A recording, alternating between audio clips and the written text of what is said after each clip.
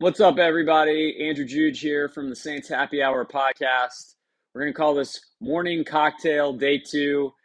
This is our second time recording this, and we're trying to give you guys some content every day. So I appreciate any of you joining, and going to get a quick reaction here to the Saints injury report. We've got a number of guys out for this game coming up against the Falcons tomorrow. Teron Armstead did not practice all week. He was a DNP on Wednesday, Thursday, and Friday, so he'll be out for this game. The Saints will be missing their left tackle. In addition to that, Bradley Roby, who missed last week, is also out. He did not practice all week with a shoulder injury. And then you have PJ Williams, who rolled his ankle in that game most recently against the Panthers. He is also listed as out after not practicing all week. Tara Reek, good morning. Good to see you on here, man. Feel free to chat. Feel free to write a question. I'm going to do this for about 10 minutes. This is kind of a new routine that we're going to try out. Every morning, we're going to try to give you guys 10 minutes of content just to give you thoughts on the Saints news on the day. This will be in addition to our daily podcasts. And if you're unfamiliar with our daily podcast, definitely check us out. We're at saintshappyhour.com. There's various different platforms and price levels that you can pick for our daily podcast. It's great content, so definitely check that out. But getting back to the injury report, so we've talked about Armstead, Roby, and PJ Williams all being out. Good news with Traquan Smith. He's expected to be back. He was limited to practice all week with a chest injury, but he's a go. I think that's really important. I think offensively, at a minimum, at the skill position, you need Traquan Smith, Marquez Callaway, and Deontay Harris. If you have all three of those, I feel like at least that gives you, not that the receiver group hasn't been good this year, but if you at least have those three, I feel like that gives you some playmaking ability at that receiver position where you can be okay. Ty Montgomery was also limited all week, but he is good to go. Brian, happy Saturday to you. Thanks for joining. That leaves the questionable guys. So Davenport did not practice all week until Friday. He was limited on Friday. He's listed as questionable. Obviously, Davenport is huge. I think the defense goes as he goes. We've seen the positive impact it's had on Cam Jordan when Davenport is playing. In my player grades, if you read my player grades, which if you subscribe to the Saints Happy Hour, you get my player grades after every game. Marcus Davenport is the highest graded player on the entire team right now. He's played it at an incredible level all season long when he's been in these games, when he's been healthy. So that's the big one. It's huge, and the Saints absolutely need him to play. Hopefully he will. The other big surprise to me is Ramczyk. After missing 7 straight weeks, he has been limited in practice every single day. And that, to me, that's really positive because a lot of times when you're dealing with a knee injury, if you're limited at practice, you want to see how it responds the next day. And a lot of times, if you're limited one day and then you're DNP the next, a lot of times that means you're not going to go. So the fact that he is able to practice all week long on a limited basis and be listed as questionable is huge progress compared to what we've seen. I think over this 7-week period, he's only practiced twice and has gone back to DNP after that. So the fact that he's been able to maintain that is really positive. And I think he will play. Terry asks, what version of the D-line and O-line are we expecting? Yeah, it's a good question. So obviously Davenport's the big one. If he can play, I think you should expect who dat, Michael? Thanks for chatting. I think you should expect the offensive line to be Hurst at left tackle. If Ramczyk can go, it'll be Hurst at left tackle. It'll be Throckmorton as your left guard, McCoy at center, Ruiz at right guard, and then obviously Ramczyk at right tackle. So hopefully that's the case because if it is, that's a huge upgrade from what we saw last week. Having McCoy in there and Ramczyk would make a really big difference offensively, I think, in being able to run the football against a front that's pretty weak. It should help in pass protection. It should give Taysom Hill some time. The Falcons only have 17 sacks this year. It's crazy how low that number is. The next worst team in the league is at 26.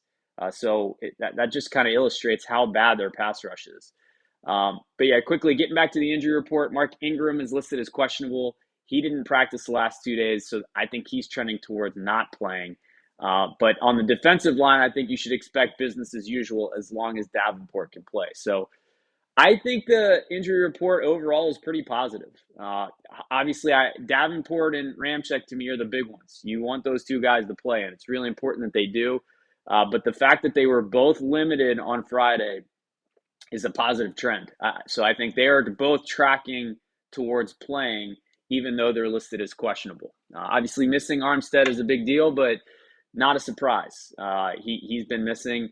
And then the last comment that I'll make specific to Roby and PJ Williams is the Saints are a little thin in terms of their backup secondary. I think it's fine as long as they don't have injuries. So you still have Lattimore, you still have Chauncey Gardner-Johnson, you still have Debo across your corner line. And then at safety, obviously Malcolm Jenkins and Marcus Williams are there. And then in some passing situations, I think Jeff Heath can come in and he can be okay. So I think the Saints are fine in the secondary without Roby and PJ Williams, but they really cannot sustain a mid-game injury because then you're forced to play Ken Crawley. You're forced to play some other guys where I think it can get pretty thin pretty quick. So that's one thing to watch out in the secondary is just the injuries. We've got a couple extra questions, so I just want to address those quickly. Brian asked if there's anyone back from IR. Yeah, Peyton Turner's still not back. Passanio, I was told, was going to miss the rest of the season, so no surprise that he's not back. But I am pretty surprised that Peyton Turner has not returned. When he originally sustained the injury, I was told that it wasn't a big deal, that he was going to be out for 3 weeks on IR, but that he would return and that it wasn't expected to be a season-ending injury. So, yeah, I'll be honest, I'm surprised that he's not back. And I don't know what's up with him. And that's kind of been the story of the season with the Saints this year. If you look at some of these injuries, a lot of them, they have felt like they weren't that bad. And then either guys have had setbacks. We saw that with Michael Thomas and Will Lutz. Or these things have dragged out just longer than we expected. And that was the case with Taysom Hill and some of the injuries that he had. And it's certainly been the case with the tackles, Armstead and Ramczyk. And just so you guys know, with Armstead and Ramczyk, my understanding is that Armstead has a significant knee injury that requires surgery, and he's going to do that as soon as the season's over. He's trying to get through these games, and he's trying to play. He's laying it all out on the line for the team. But right now, he needs surgery on that knee, and it's pretty significant. So that's why he can't go. And obviously, if Armstead's not playing, because he has always played at less than 100%, he'll get out there, and he's a warrior. So if he's not playing, it's a significant knee injury. With Ramczyk, my understanding is it's not as significant of a knee injury, but he will need a procedure done. It's less. I believe it's a meniscus injury that just needs a cleanup, and it's not quite as significant as a major surgery that Armstead would need.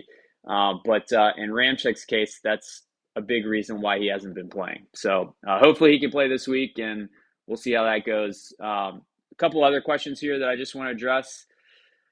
Aldemaro wants to know if there is a postseason, what players could come back and make a difference in the wild card game. I think this team really kind of is what it is at this point. Armstead is a guy that can make a difference, obviously, if he comes back. I don't think PJ Williams or Roby injuries are season ending, so those guys can come back. But as you look at the injury report here, as you look at the guys that are on IR, remember, Garrett Griffith is already planning to come back this week, so they will get him back. That will help the tight end room a little bit. I was told that the only other guy is Peyton Turner, and I was told that he was going to come back. So I'm a little surprised that he hasn't at this point, because I would have thought that Peyton Turner would be back, but that leaves maybe the slightest window that maybe if the Saints make the postseason and have additional games, that he could make a return. So we'll have to keep an eye out for that. But really, other than those guys, we're not getting anything else from IR. So the Saints team is what it is. Gabriel wants to know, can I make a comment about the Saints situation next year? I think we will be defeated because of the salary cap situation. This conversation about Russell Wilson is just a dream. So I did a daily yesterday, and if you check on our YouTube channel, I did a live that you can check out where I talked a little bit about the offseason. I recommend you check that out because I talk about the salary cap. They are 60 million over, but remember last year they were 100 million over. So, a positive way to spin this and look at it is they have $40 million more of cap room than they did a year ago. So, I mean, they obviously have some work to do to get cap compliant. I talk for about 10 minutes in that live show that I did yesterday about how they get cap compliant and how I see that shaking out. It can be done pretty easily. So, I'm not freaking out about the cap situation. Look, with Russell Wilson, I think it's just going to come down to if they'll make it work. Like they will absolutely make an offer and they will make it work. So they can fit Russell Wilson. To me, it's really about, does Russell Wilson want to come to New Orleans, and does he want to leave Seattle, and does Seattle want to trade him? That's really like it's a non-starter until Russell Wilson says, I want out, or Seattle tells him, we're trading you, we don't want you anymore. And then if that happens, then he has to say, I want to go to the Saints.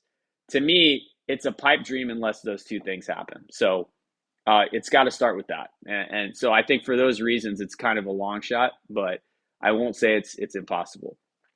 Michael Thomas, it's Poppy504 is asking about Michael Thomas. He is done. So no playoffs for Michael Thomas, even if the Saints make it. The earliest he would return is for training camp of 2022. So yeah, unfortunately with Lutz and Michael Thomas, there is no hope that the Saints could get them for the playoffs, unfortunately. So anyway, we're over our 10 minutes. Thank you guys so much for checking us out today and for spending some time with me. Like I said, we're going to try to make this a daily thing where I go live for about 10 minutes, answer questions you have, kind of quickly talk on a topic. But please visit our website, saintshappyhour.com, and get in the chat room. If you become a patron, you have access to our Discord chat room. We're in there all the time chatting Saints. We have over 200 people in there that are chatting, diehard Saints fans like you that are just chatting about the Saints all the time. So it's a great hang and a great way to spend some time. So anyway, thanks for hanging out. Who dat? And go Saints. Saints are playing on Sunday, obviously, against the Falcons.